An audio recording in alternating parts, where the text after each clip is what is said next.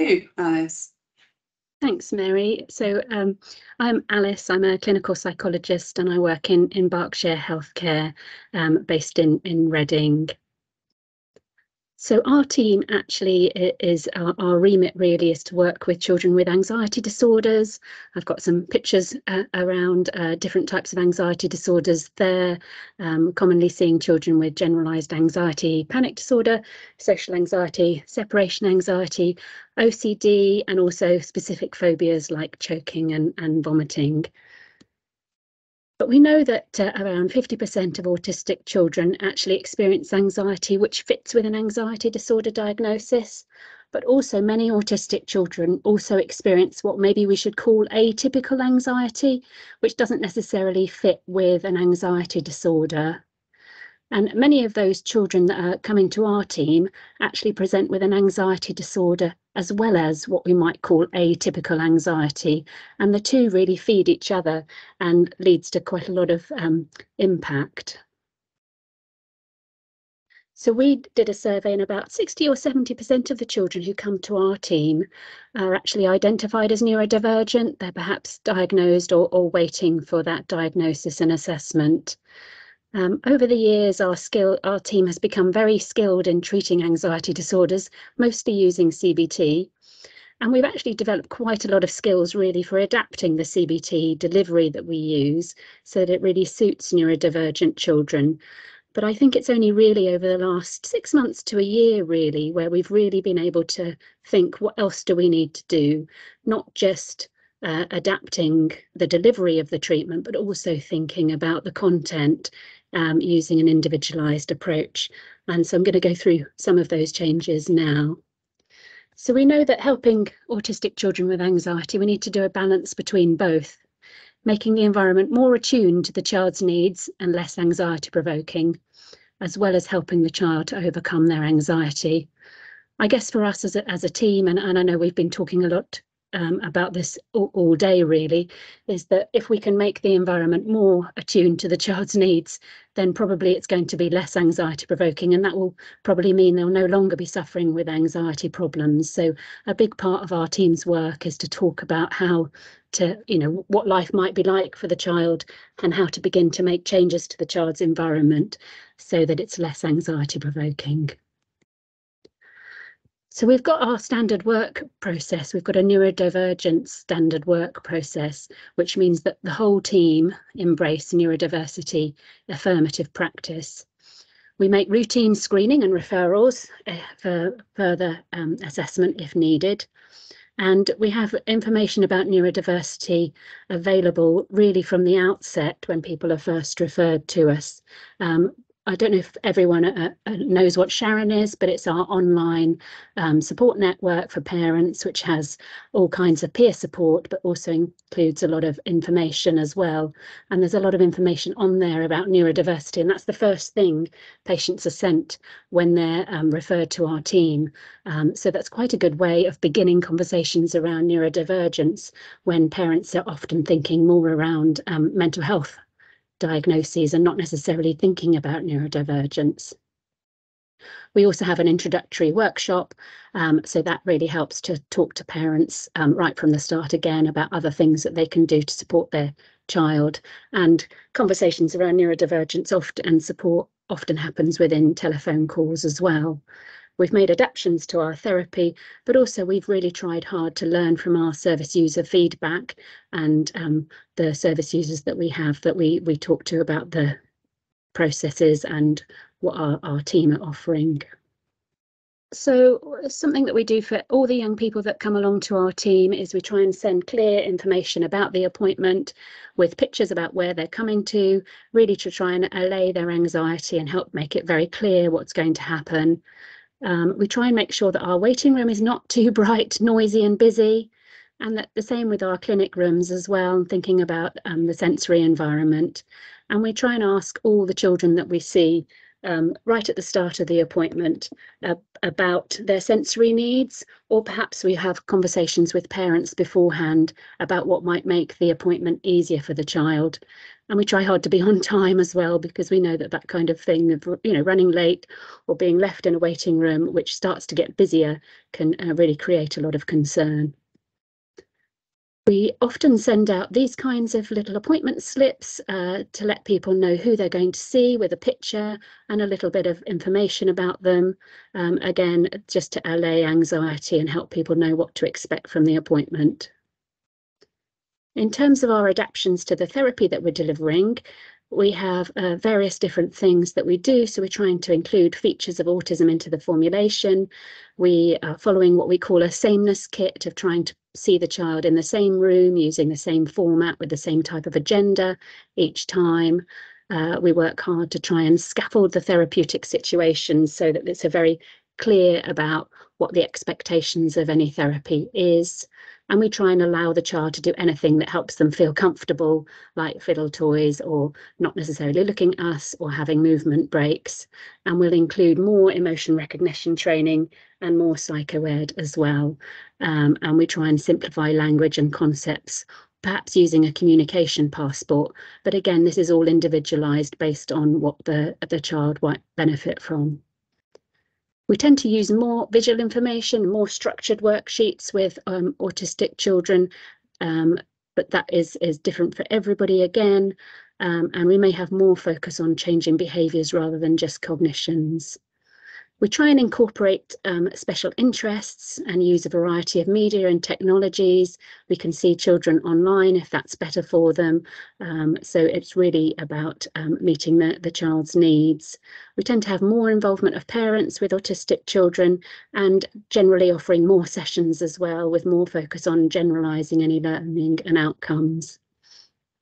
I know there was a conversation earlier about how we're measuring outcome, and for us we've tended to be using the ASC-ASD, which is developed by Jackie Rogers and her team in Newcastle. So that's the anxiety scale for children, and that's really a scale that has been developed specifically for measuring anxiety in autistic children. So we tend to use that, but alongside other things as well, like parent report, school report, behavioural measures, goal-based outcome measures, and other standardised measures as well. We may also measure features that are really related to the presentation of anxiety in autistic children, like the intolerance of uncertainty measure too. We tended to find that all those changes that I've just kind of done a very whistle-stop tour through have really improved our service for neurodivergent children, but also has improved the service for everyone. But actually we felt that as a service, there's still more that we need to do, not just around the kind of content of what we're, not just around the delivery of what we're doing, but around the content as well. So I know this is a bit of a busy slide, but there's some recent evidence really that there's quite a lot that's different in the development of mental health problems in autistic children, and that these things are usually not included in formulations or in treatment protocols. And most of our treatment protocols that we're using are really based on neurotypical children, and we really need to, update them. We've been pleased to be part of some small research studies recently with doctorate students, trying to really test some of the neurotypical models of anxiety difficulties, and see whether they do fit for autistic children, or perhaps, and also beginning to interview and collect raw data from autistic children so that we can begin to make different models perhaps. So we were fortunate to have a trainee clinical psychologist, Roberta Button, who came and did a service improvement project with us. We'd been running the Helping Your Child group for many years, which is a group for parents of anxious children, and it has a lot of evidence for it, but it's all really been based with children who are neurotypical. We'd been running it in our service. I think really we'd been running it for a long time, and the needs of the children in our service had changed over the time that we'd been running it. But we did an interview. Roberta interviewed 8 of the parents who came along to our group and then did a thematic analysis of what they thought about the group. And the findings we thought were very interesting. There's a theme that really parents said that the group wasn't the right fit for them, that autistic children's brains work differently, the group wasn't tailored for our situation, and that the child found it difficult to engage in the process. So that was very interesting. There was a theme really as well, that parents found the parent-led approach very helpful, that they liked connecting with other parents particularly, and they liked knowing what they should do to help their child with anxiety. And they found the group well facilitated, and they really liked meeting and learning from other parents. But there was also a theme around the motivation for doing the group, that some people were doing the group because they felt that they needed to do that in order to be offered more help with anxiety for their child. So that was really interesting findings for us, and really helped us think about what do we need to do next. And there were recommendations that Roberta made from her project, which was really about how useful it is to provide workshops for parents on issues, but that they really needed to be slightly different in the content. So we came up with these kinds of issues that we wanted to have, and ideally also having any workshops being co-produced and co-facilitated by an expert with experience. So from that, we've developed a new group that we've actually run once, and we're halfway through the second time, which we've called our UNA groups, Understanding Neurodiversity and Anxiety Parent Workshops. It links with some previous workshops that we'd done with the autism assessment team and the ADHD team in Berkshire Healthcare as well. So we've now got these new workshops up and running, and really enjoying them and getting a lot of really positive feedback from parents. We didn't manage to get an expert by experience, but we're hoping, now we've run it a few times, that one of the parents that's attended the group will be able to help with us running it in future. So I think that, plus lots of other training and information that we've been learning about recently, made us think that actually we need to do more as a service, rather than just tailor our delivery of treatment. And we really need to think about what else would we be offering to children with anxiety difficulties alongside their evidence-based CBT. So we've come up with some additional modules that we're using flexibly, and sometimes these are added into our group work program. So we run groups for anxiety and OCD, and we've been adding these modules in, but also adding them into individual work as well.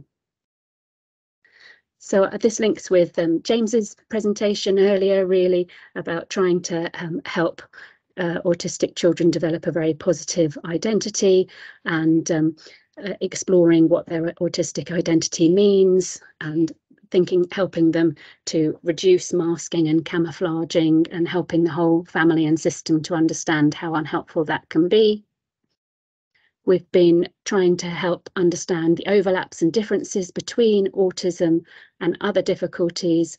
Often we find that parents in particular have viewed their child's difficulties as all being down to a mental health problem, and so they can sometimes think that everything is going to improve with the CBT for that mental health problem. So we're having to spend quite a bit of time trying to unpick what's what, really, before we get started with treatment, trying to set realistic expectations, and also try and really understand how autism is for that particular person, and how does that link with their difficulties that they're presenting with.